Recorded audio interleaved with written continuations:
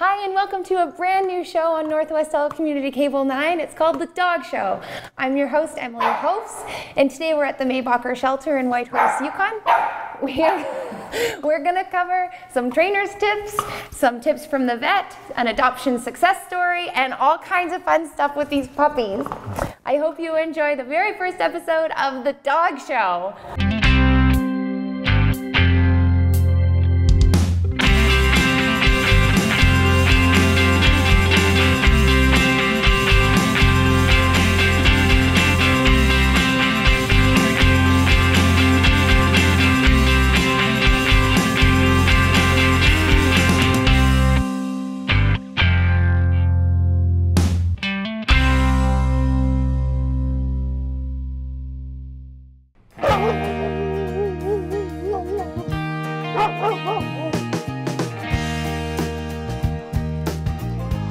I'm here at the Mae Bachur Animal Shelter in Whitehorse, and I have with us Ariel and Snow White, and this is Amanda. Amanda, what do you do here, and what does the shelter do in general?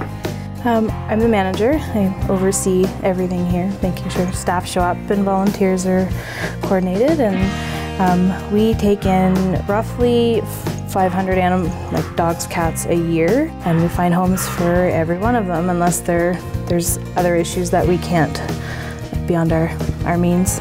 So Sure. What's the goal of the shelter?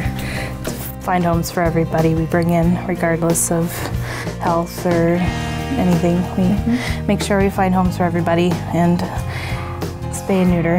Spay and neuter, sure. Education? Try to push that, yeah. Education. Sure. And how do most animals come to you guys? Strays. Strays? People bring them in, or they just arrive?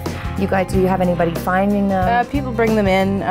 A lot of communities, puppies are a big one that come in quite a bit, and a lot of them we do get from the city shelter when they're picked up and not claimed.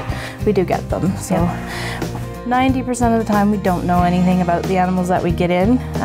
Probably 10% we get from owners for various reasons, moving, allergies, sick. There's many reasons people give up their animals. Sure. So that's why we're here. Great. And first up, we're heading up to the Paws Veterinary Clinic for Health Corner.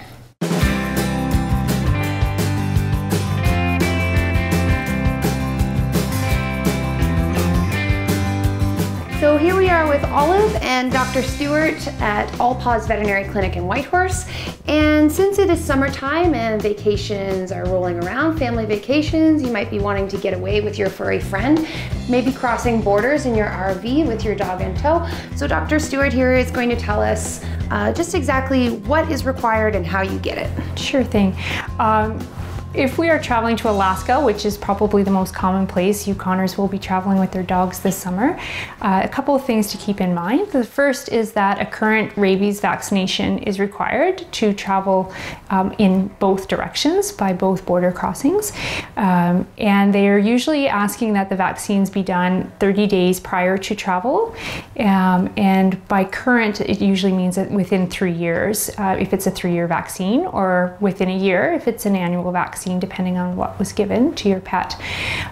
If the pets are traveling into Alaska for more than 30 days, they are also required to have a current health certificate. And that's new. It used to be that they were required at every crossing to have a health certificate, but now the state of Alaska has changed that to if they're staying more than 30 days. If they are not, then they just need their current rabies vaccination. Oh, so then it's, I guess, one shot, and then you have paperwork to take with you. Is it a tag? That's How do they identify? They, most often we give both a tag and paperwork following a rabies vaccine, but what the border guards are looking for, if they should ask for paperwork, they're looking for the actual vaccine certificate that says they were vaccinated for rabies and the date as to which it was given and when it's due for renewal as well. Right. So when is it typically? I know it's different for puppies and different ages. How long does the vaccine last? Right. So for puppies, usually the vaccine is good for 1 year, and then once they're boosted at a year of age, then that vaccine is good for 3 years. Okay. I should also note that puppies under 3 months of age are exempt from rabies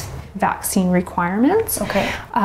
If your pet has a medical condition in which your veterinarian has decided they cannot or should not be rabies vaccinated, then the Alaska State Vet can be contacted, and there is some paperwork that if he deems it appropriate, that he could allow your pet to travel without a rabies certificate, but that's at his discretion. Sure. Is that pretty much straight across the board, or is it different for different countries? It is different for different countries, for sure.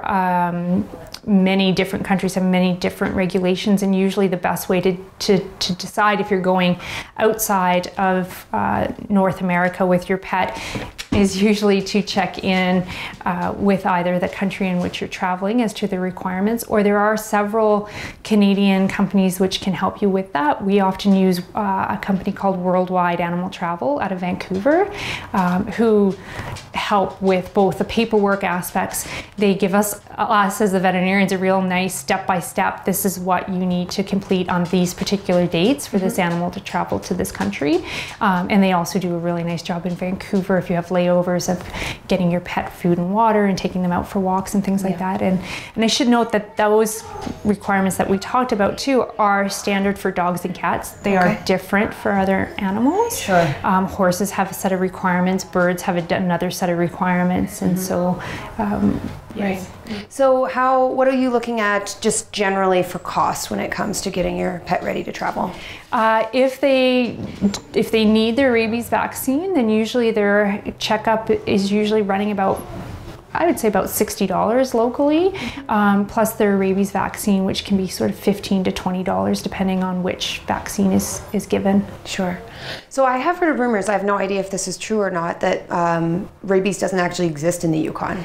Rabies has not been identified in the Yukon since, I believe, the late 70s.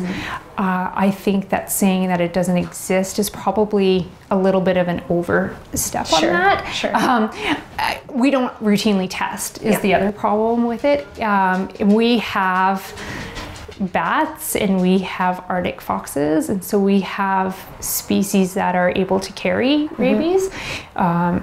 And we know that there have been more recent cases of rabies in Alaska as well as in the NWT and in northern BC, and I don't think that the animals that are involved necessarily respect borders, and I think that being safe is probably the best so bet. it's more about protecting your pet while just getting the documentation to go across borders. Right, exactly, yeah. And certainly because of the risk in Alaska, that they're very, very strict about their rabies vaccines.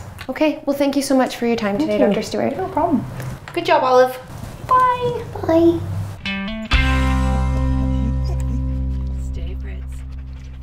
And here we have Ringo, who is a successful adoption story coming out of the Mae Bachur Shelter. And Amanda, an operation like this, what's the role of the volunteer? They play a big part with having so many dogs coming in and out. Dog walkers are our major volunteer role that we have, obviously with 9 staff, and having anywhere between 25 and 35 dogs, depending on how many litters of puppies we have. Having them coming in every day to walk our dogs is amazing. That's a lot to care for, yeah. So what other opportunities are there for volunteers to play a role? Besides dog walking, there's bingo once a week. We always need volunteers for that. Monthly dog wash, general fundraisers when we plan them. It's nice to have a list to call on people to come in and help with fundraising, coming in and hanging out with our cats, stuff like that. For the most part, that's pretty much what we have them do, and they range from all ages. Obviously, under 16 parents have to be with them, but like we love having kids in here. It helps the dog socialize with them as well. So how much time do you need to dedicate? Do you have to, is it a schedule, or do you just drop in? Or? It's drop in. There's no schedule. Unless people want to book with us certain times to come in, we definitely accommodate that, but it's pretty much dependent on your schedule and when you'd like to come in. Okay. So how does one become a volunteer? You fill out a form and ask us what you'd like to do. Like, let us know what you want to do, and if it's helping us around here, ask what you can do, whether it's clean kennels. If you want to train for that, you just need to let us know. We're happy to train you and put you to work, that's for sure. Great. And now we are going to take you to Adoption Success Story.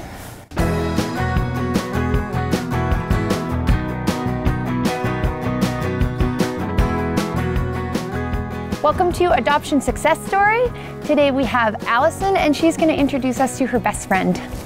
Hi, this is Golden. She's my best friend, my puppy. Hey, sweetheart. How old is Golden? Golden is 4.5 years old. And she looks like a husky mix, maybe? She's a bit of a mutt. She's a husky crossed with we don't know what. And how did Golden come into your life? Well, I met Golden through my friend Kyla at a random potluck brunch. She had adopted Golden because the pound had too many dogs and the shelter was full, and so they were thinking of putting dogs down. And she didn't really have room for another dog, so she brought Golden to the brunch and said, "Hey, does anybody want a dog?" And we had just moved into our new house, so we could get a dog. So I kind of threw her a little bit on my boyfriend and said, "Hey, look at this dog, Golden. Do you want to keep her?" And next thing you know, she was ours. So you saved her. Pretty much. Through Kyla. So how is she fitting into your family? Why is she a good fit for you guys? She's totally into outdoor sports and a bit of a wild child, likes to be outside running around, and we do too. And she loves to come biking with us and road tripping with us. So we do lots of fun stuff together. And then in the house, she's a chill out and sleep in kind of girl, and that works for us too. So was she easy right away, or did you have to put any work into her? She was pretty easy right off the bat and kind of partially trained, and then she started to be a little bit of aggressive with other dogs, so we took her to training lessons and worked with her on that, and now she mostly gets along, and we just have to keep a close eye on her when she meets other dogs to make sure they have a good meeting and don't get into the mix together. So this is probably a situation of great fit for the right owners. You got it. Yeah. So as an adoptive parent, do you have any advice that you would offer to people who are looking for a dog or currently in the adoption process? My advice would be think a lot about what you like to do with your life and what kind of dog mixes well with that. And so she's a husky, she loves to run, and we're really active, and that's a really good mix. But if you're not really active, maybe finding a dog that fits with that lifestyle is good. That is excellent advice. Thank you. Thanks, Emily. Thanks for coming here today. Thank you, Goldie. Thanks, Golden.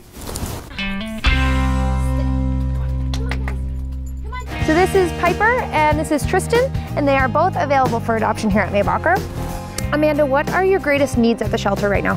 Right now, foster homes, temporary foster homes to be specific. A lot of it's puppy season, so our isolation unit is usually full of puppies. And while we do get lots of puppies, we also get lots of adults. So if you want to foster, you come in and do what? There's a form to fill out. It's similar to our adoption application, and you let us know what you'd like to take, if you're okay with taking on puppies. They're a lot of work. We don't really expect people to take on pups, but the adults they're usually trained and easier to look after than puppies. So what other kind of things do you need as far as supplies goes? Bleach, cleaning supplies, dog chews are a big one, toys, food. Donations are always welcome, and even just general donations of the food, the chews, the supplies, the cleaning supplies. Sure. That helps us save money in the long run, so either way, we're happy to take whatever. We do have a list of stuff that's needed on our website, and we do try to post a list once a week on Facebook. Okay, so you have a Facebook page. Yes. How can people find it? Humane Society Yukon. So you heard it from Amanda, it's Humane Society Yukon. Go on Facebook, look it up, like it, and you can see the list of what they need for donations. Again, cash can be used for anything.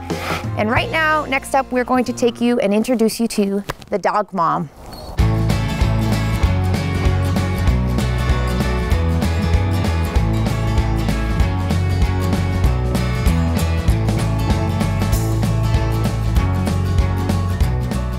A tip from the dog mom: for maximum dog hair coverage and staying power, choose fleece, because it's never going to come out of this fabric, particularly those stabby hairs. It won't even wash out.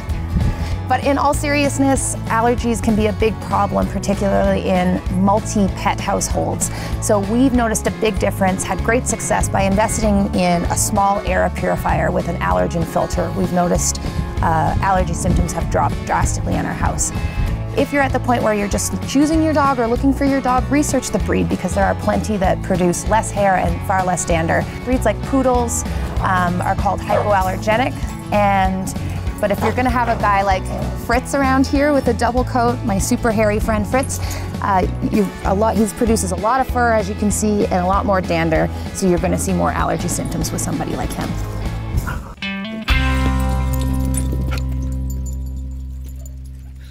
So can you tell us a little bit about the adoption process here? Yeah, people can come in, fill out a form. After either they fill out a form and leave it open and pick a dog as they see, or they'll come in and spend time with the dogs and then pick one. Fill it out, 24-hour callback, so after you submit, you call us to let us know you're still interested, and that gives you time to go home, think about it, and essentially puts the dog on hold. And then after that, we call your references, landlord if you have one, and then usually after we get a hold of everybody, it's either approved or not approved. 99% of the time they're approved. So that's pretty much the adoption process. You come in, fill out the contracts, and take the animal home. Great, if it's the right fit. Yeah. So what's included in the adoption? Microchips, vaccinations while they're here. For the adults, it's usually up to date. Puppies, not so much, because they're in a series up until 6 months, and then spaying or neutering and deworming. Okay, any advice for potential adoptive parents? Take your time, make sure you know what dog, like the dog you want, fits into your family. We do encourage that, especially if you're adopting an adult. Make sure it fits. That's the right dog for you. Great. Okay, let's go meet Kelly and Phoebe in our adoption success story number 2.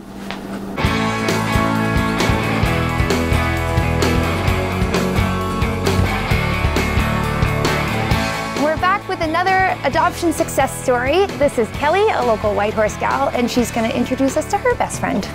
So this is my dog Phoebe. She's a German Shepherd Husky cross. She's about 4 years old, and we've had her for about 3 years now. Wow, she is a beauty queen. How much does Phoebe weigh? She's about 85 pounds. Wow. And so tell us how Phoebe came into your life. So we decided we wanted a dog. So we did absolutely no research. We looked at the cute pictures at the shelter and decided that we thought Phoebe was really cute. So we adopted Phoebe without knowing very much about dogs. Was that her shelter name too? Yeah, Phoebe? it was. Yeah. Cute. We actually just really liked the name, thought she was cute. And so what are your learnings from that, just going in and picking the cutest one? Well, I think it's really important to know the breed and what you're getting with the breed that you get. So she's a pretty high drive, high energy dog. We run her 3 hours a day, which was not something that we did before we got her. We're pretty active people, but before we could even integrate her into our active life, we had to train her. Yeah. She was not socialized with people, not socialized with dogs. She was aggressive, she was reactive, so we had to do the whole 9 yards with her. Wow. Yet still she fits into your family. What made it worthwhile to put all that time and energy into her? She is an awesome dog now. She's so much fun to be with. We still train her quite a bit, but we cross-country ski with her, we run with her, we bike with her. She's a lot of fun to be with. She's a Yukon dog. She's a Yukon dog. And I think the fact that we trained her for 2 years. It took us 2 years to get her to this point. And I think the fact that we spent 2 years, we have a pretty amazing bond with her. Yeah. So she's a pretty good girl. Sit. Well, she probably knows that she hit the jackpot from coming out of the shelter into your home. Yeah, we call her Pretty Woman. Yeah. So do you have any advice for future dog owners maybe going through the adoption process? I think really research the breed and really take them for a walk before you adopt them. Get to know, she couldn't walk on a leash, she couldn't heel. And so just get to know what you're getting into. We had absolutely no idea what we were getting into when we got her. On one of the first walks, she pulled me off my feet and dragged me on the road behind her while she had chased a dog. So, and we just weren't prepared for that. Yeah. So, and I think it just takes time to get a dog to where you want them and to be prepared to spend that time to get them there. Because it's a real member of the family. You've got to invest and... Yeah. Yeah. Yeah. Well, thanks so much for meeting with us today, Kelly. You're welcome. Thanks, Thank you. Phoebe. Good girl, Phoebe. So, as you mentioned earlier, it is very different adopting puppies as opposed to adult dogs. What are the benefits of taking in an adult dog? Well, usually they're already house trained, so that's always a good thing, and they know their manners for the most part, depending on who raised them, and they have basic commands, and sometimes they're a little set in their ways, but if you find the right one, they're usually, can be a good fit. You don't have to put up with the whole messing in the house with the puppies and stuff like that. So it's good. a lot nicer than adopting puppies at times. Yeah, what's the success rate for adopting adult dogs here? It's pretty high. In the last 2 years that I've been here, our return rates are fairly low, probably about 25%, depending on the situation. And how could potential adopters prevent that, making sure it's a right fit for them? Spending time with them, fostering. You know, we do foster for about a month for some dogs, adult dogs if they need it, make sure they fit into the household, and coming in and asking the staff questions as well and taking them for walks. Great. So if anybody out there is looking for a great adult dog to adopt here like Tristan, just come on down to the shelter and talk to the staff. And now we are going to go look at some silly pet tricks. This is Olive and she's gonna show us her tricks. Sit, shake a paw, break dance. Good girl! Good girl! Give me a hug. Give me a hug. Good girl. This is Ted and his girlfriend Bean, and she's gonna show us her best trick. Bean, come here! Bean, come here! Bean! Come here! Come here! Good girl! Yeah!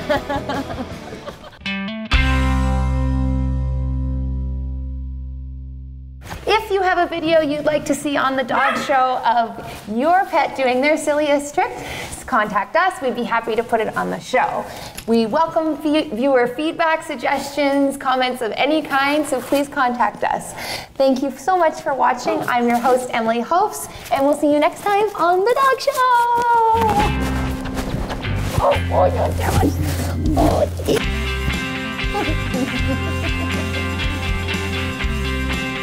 thank you so much for tuning in. Chewing the mic.